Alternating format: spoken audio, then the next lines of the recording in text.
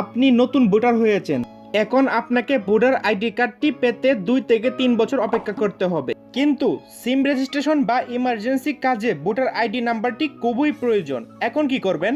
তো বন্ধুগণ, আজকের ভিডিওতে দেখিয়ে দেব কিভাবে আপনি অনলাইন থেকে আপনার আইডি কার্ডটির অনলাইন কপিটি বাহির করবেন, অথবা আপনার ভোটার আইডি কার্ডটি হারিয়ে গেছে, এখন কিভাবে ইন্টারনেট কপিটি বাহির করবেন। তো বলতে পারি আজকের ভিডিওটি অনেক গুরুত্বপূর্ণ।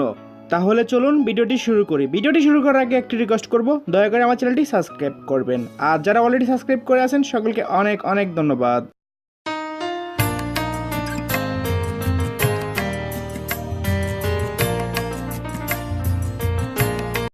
তো বন্ধুগণ, চলে এলাম মোবাইল স্ক্রিনে। এটি খুবই একটি গুরুত্বপূর্ণ, আশা করি সবটুকু ভিডিও মনোযোগ সহকারে দেখবেন। হ্যাঁ, আমি এখন চলে যাবো যে কোনো একটি ব্রাউজারে।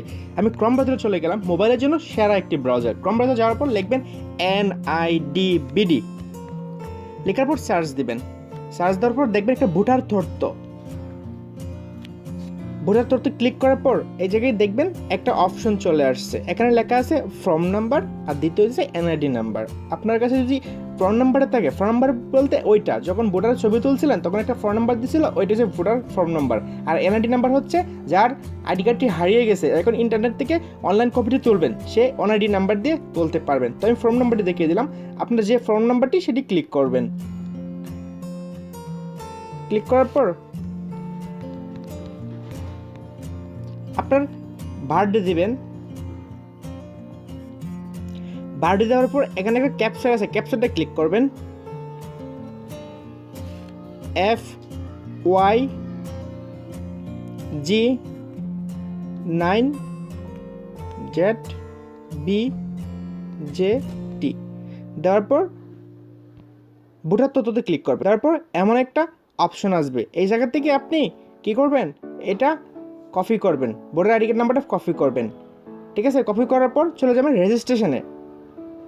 রেজিস্ট্রেশন ক্লিক করার পর এমন কিছু অপশন চলে আসবে। এখন আইডি কার্ডটির নাম্বারটি লিখছি,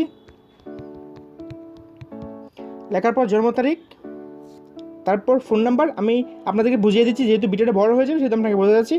ফোন নাম্বার বলতে যে ফোন নাম্বারটা দিবেন সেই ফোন নাম্বারটা অবশ্যই আপনার রিয়েল ফোন নাম্বার হতে হবে, কারণ পরবর্তীতে যদি কোনো সময় আপনি আইডি কার্ডটি বাহির করেন তাহলে কিন্তু এই ফোন নাম্বারটাই লাগবে। তারপর ইমেল নাম্বার থাকলে দিবেন, না দেখতে নাই। তারপর বর্তমান ঠিকানা, বিভাগ, জেলা, উপজেলা, স্থায়ী ঠিকানা। যখন প্রথমে একটা পাসওয়ার্ড দেবেন, যে কোনো সংখ্যার একটা পাসওয়ার্ড দেবেন। পাসওয়ার্ডটা মনে রাখতে হবে, সারা জীবনের জন্য আপনার পাসওয়ার্ড। যখন আপনি আইডি কার্ডটি তুলবেন তখন এই পাসওয়ার্ডটা দিতে হবে। তারপরে পাসওয়ার্ড দিবেন, তারপর পুনরায় আবার পাসওয়ার্ড দিবেন, এই পাসওয়ার্ডটি আবার দিবেন। তারপর এই ক্যাপচার কোডটি লিখবেন, তারপর রেজিস্টারে লিখবেন। রেজিস্টারে ক্লিক করার পর দেখবেন আপনার আইডি কার্ডটি এমন একটি কি চলে আসছে, এমন একটি কপি চলে আসছে। আশা করি অনেক সোজা, অনেক ভালোভাবে বুঝতে পারছেন। তবু যদি না বুঝে থাকেন তাহলে অবশ্যই নিচে কমেন্টে জানাবেন।